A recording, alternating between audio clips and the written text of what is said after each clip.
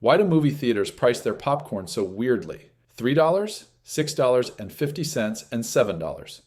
Most people think it's random, but it's actually one of psychology's sneakiest tricks. It's called the decoy effect, and it makes you spend more without even realizing it.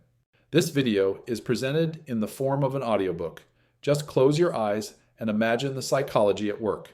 Today, we're diving into the decoy effect, a simple pricing trick businesses use to make you feel smart about spending more money. By the end, you'll not only spot it everywhere, but also know how to use it ethically in your own business.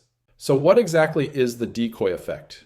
In simple terms, it's when businesses introduce a deliberately inferior option to make their target product look like an incredible deal by comparison. The decoy isn't meant to be purchased. It's meant to push you toward the more expensive option. This works because of how our brains are wired. We don't evaluate things in isolation. We compare. Psychologists call this comparative reasoning. When you see three options, your brain automatically starts weighing them, and suddenly the best value jumps out. The most famous study came from behavioral economist Dan Ariely. He showed students subscription options for The Economist magazine. The first group saw two choices: a web-only subscription for $59 and a web plus print subscription for $125. In that setup, most students chose the cheaper option. But when Ariely introduced a third choice, a print-only subscription for $125, the same price as the combo, everything changed. Suddenly, the combo looked like a no-brainer.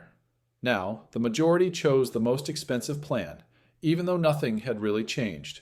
That's the decoy effect in action.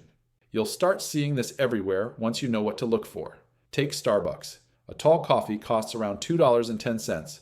A grande is $2.65, and a venti is $2.95. The grande sits there as the decoy. For just 30 cents more, that venti feels like amazing value, even if you didn't want that much coffee in the first place.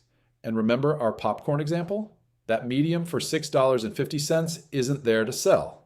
It's there to make the $7 large feel irresistible. Even software companies use this. A basic plan for $9, a popular plan for $19, and a premium plan for $29. The $9 plan is often so limited, it's practically unusable, nudging most people to the middle. Apple does it too with iPhone storage. They'll offer 64 gigabytes, 256 gigabytes, and 512 gigabytes models. The middle option gives the best perceived value per gigabyte, steering customers toward higher margins. See the pattern? The decoy isn't there to win. It's there to make the real winner shine. So how do you use this in your own business? Ethically. First, create a 3-tier pricing structure. Your bottom tier should cover costs, but feel limited. Your top tier should be premium, maybe even excessive. Your middle tier, that's where most customers will land, should offer the best value. Second, design your decoy to highlight your target product's strengths. If you're offering consulting packages, maybe the decoy includes slower response times or fewer revisions. The contrast makes your main offer shine. Third, use the decoy to reframe the customer's decision. Instead of asking, "Should I buy this?" they start asking, "Which one should I buy?" You've moved them from if to which, and that's a powerful shift.